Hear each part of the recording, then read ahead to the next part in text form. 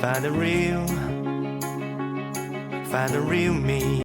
Hey guys, good morning, welcome to my channel Shabnam and Simran. এখন ঘড়িতে বাজছে ভোর 4টে। তো আমি উঠে পড়েছি আর ফ্রেশ হয়ে চলে এসেছি। এখন হচ্ছে রেডি হব, তারপর ওদের দুজনকে ওঠাবো। ওরা কিন্তু এখনও দেখো পেছনে ঘুমাচ্ছে। তো আমি রেডি হয়ে তারপর ওদেরকেও রেডি করে একবারে তোমাদের সঙ্গে দেখা করছি। তো দেখো রেডি হয়ে আমরা একদম নিচে নেমে পড়েছি, কারণ আমাদের গাড়িও চলে এসেছে। আর আমার পুচকুটাও ভীষণই খুশি। অন্যদিন ওকে হচ্ছে কি কষ্ট করে ওঠাতে হয়, আজকে কিন্তু একদমই হয়নি। ও আগে থেকে কিন্তু উঠে বসে আছে। তো এদিকে আমরা গাড়িতে উঠে পড়েছি আর এখন যাব হচ্ছে এ বাড়ি থেকে আমাদের মায়ের বাড়ি। আর ওখানে গিয়ে হচ্ছে মা আর ভাবিকে নিয়ে তারপর কিন্তু আমরা রওনা দেব। তো কোথায় যাচ্ছি সেটা তো অবশ্যই তোমাদের সঙ্গে শেয়ার করব, তার জন্য কিন্তু ভিডিওটা স্কিপ না করে শেষ পর্যন্ত দেখতে হবে। আর যারা যারা এখনো পর্যন্ত চ্যানেলটা সাবস্ক্রাইব করনি তারা কিন্তু। তো আমরা এখন চলে এসেছি আর এখন যাব একটু আব্বুর সঙ্গে দেখা করতে, কারণ আব্বু আমাদের সঙ্গে যাচ্ছে না। আমরা মা, আমি, আমার পুচকু, ওর আব্বু, তো আমরাই যাচ্ছি। আর এখনও ভাবি রেডি হয়নি, তো ভাবি রেডি হওয়া হয়ে গেলে কিন্তু আমাদেরকে বেরিয়ে যেতে হবে। আর চারিদিকটা দেখো, এখনও কিন্তু সকাল হয়নি, পুরো চারিদিকটা অন্ধকার। তো এদিকে ভাবিও রেডি হয়ে চলে এসেছে। তো চলো এখন বেরোনো যাক। আজকে সারাদিনটা তো খুব আনন্দ করব, খুব মজা করব, আর সবটাই কিন্তু তোমাদের সঙ্গে শেয়ার করব।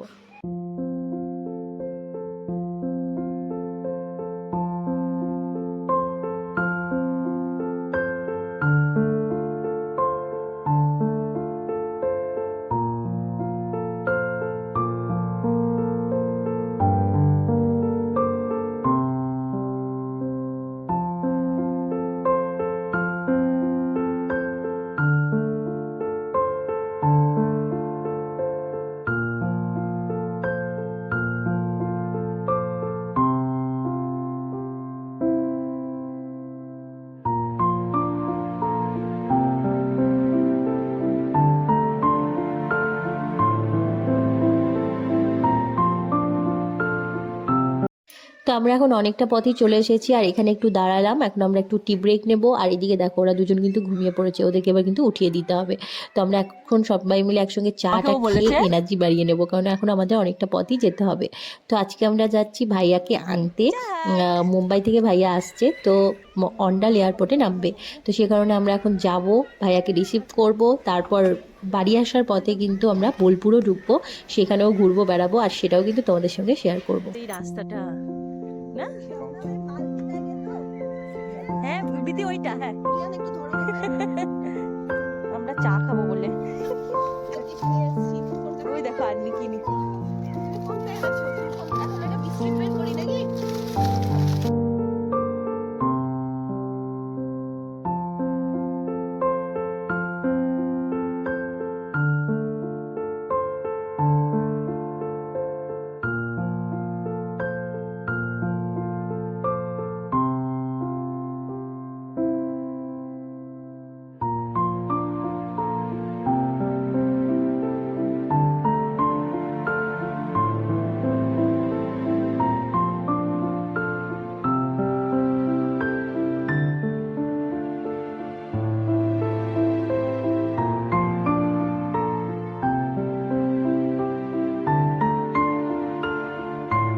তো আজকের সকালটা কিন্তু টোটালি আমরা উপভোগ করলাম, কারণ এইরকম একটা শীতের সকালে প্রকৃতির মাঝে দাঁড়িয়ে চা খাওয়ার কিন্তু ব্যাপারই আলাদা। তো আমাদের ব্রেকফাস্টটা তো আমাদের হয়েই গেল এরকমভাবে। আর এদিকে দেখো সূর্যও কিন্তু দেখা দিয়েছে। আর এখন আমরা আবারও গাড়িতে ঢুকে পড়েছি। আর আমার পুচকুর জাস্ট মজাটা দেখো, ও এখন বললো আমি পেছনে বসবো, মানে লাফাচ্ছে ঝাপাচ্ছে, মানে ওর না ভীষণ আনন্দ।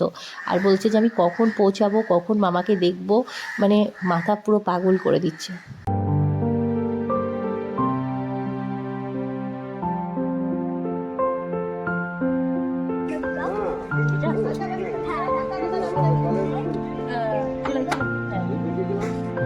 তো আমরা এখন বোলপুর ঢুকে পড়েছি আর এখানে কিন্তু আবারও একটু দাঁড়িয়ে চা খাবো, কারণ এখানে এসে না দারুণ লাগছে। তো ভাবলাম যে এখানে দাঁড়িয়েও একটু চা খাওয়া যাক।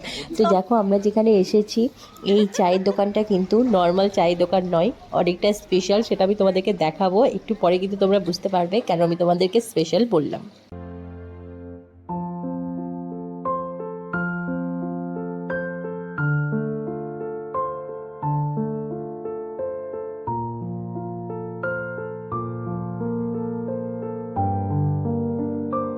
তো ফাঁকা জায়গা দেখে এখানে একটু ভিডিও বানিয়ে নিলাম। আর এরা দেখো ছোটাছুটি শুরু করেছে, কারণ গাড়ির ভিতরে অনেকক্ষণ থেকে কীরকম যেন একটা ফিল হচ্ছিল। তো চলো, এখন অনেকটা পথ যেতে হবে। আর এখন চলে এসেছি গরম গরম ধোয়া ওঠা চায়ের দিকে। শীতের সকালে কিন্তু দারুণ একটা কম্বিনেশন। আর এইদিকে দেখো, কেন তোমাদেরকে দোকানটা স্পেশাল বলেছিলাম তোমরা হয়তো এখন বুঝতেই পেরে গেছো। তো আমাদের মাননীয় মুখ্যমন্ত্রী মমতা ব্যানার্জি উনি এসেছিলেন এবং নিজের হাতে এই দোকানে কিন্তু চা বানিয়েছিলেন। তাহলে তোমরাই বলো কেন দোকানটা স্পেশাল হবে না? তো আমরাও স্পেশাল দোকানে কিন্তু গরম গরম চা খেয়ে নিলাম। তো চলো, চাটা খেয়ে মাইন্ডটা ফ্রেশ করে আবারও কিন্তু আমাদেরকে যেতে হবে।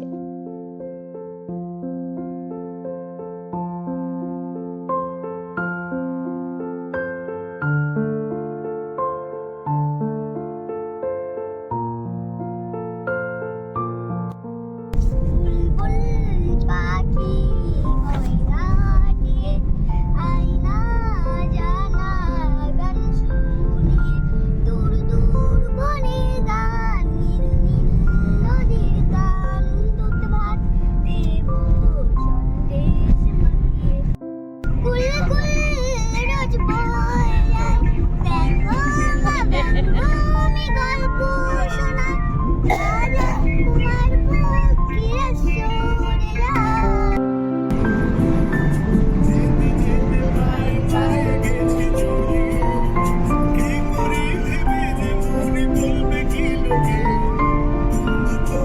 তো ফাইনালি আমরা কিন্তু আমাদের ডেস্টিনেশনে পৌঁছে গেছি, কাজী নজরুল ইসলাম এয়ারপোর্ট, যেটা কিনা দুর্গাপুর অন্ডালে। আর ভেতরের এরিয়া কিন্তু বিশাল বড়। যে আমাদের কিন্তু এটা ফার্স্ট টাইম আসা, আমাদের সবারই কিন্তু ফার্স্ট টাইম, কারণ আমরা দমদম এয়ারপোর্ট গেছি, বাট দুর্গাপুর এই এয়ারপোর্টে কিন্তু আমাদের আসা হয়নি। তো ভিতরটা কিন্তু বেশ অনেক ভালোই লাগছে। আর এখন মনে হচ্ছে কখন মানে ভাইয়া আসবে, কখন পৌঁছাবে, বাস এটাই মনে হচ্ছে। তো দেখো, আমরা কিন্তু এয়ারপোর্টের মধ্যে ঢুকে গেছি। আর এখন যেটা কাজ আমাদের অপেক্ষা করা।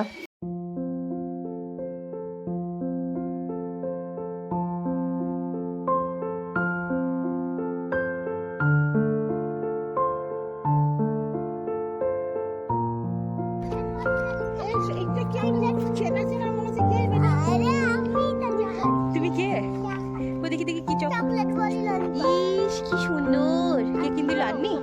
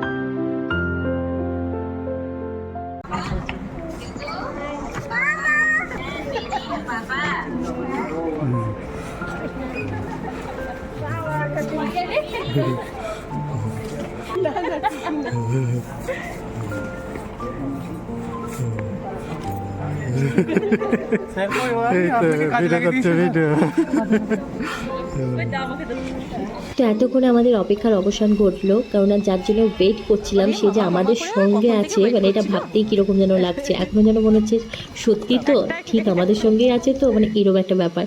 কি বলো তো, সকালেও যখন ফোন করলো তখনও হচ্ছে মুম্বাই থেকেই ফোনটা, তারপর হঠাৎ করে মনে হচ্ছে আমাদের সঙ্গে, মানে কি বলবো, সত্যি এই একটা ফিলিংস কিন্তু একদম অন্যরকম। তো এখন সবাই মিলে আমরা বসে পড়েছি এখন এই এয়ারপোর্টের মধ্যে। এখানেই হচ্ছে আমরা কিছু ব্রেকফাস্ট করে নেব, তারপরে কিন্তু আমরা বেরোবো এখান থেকে।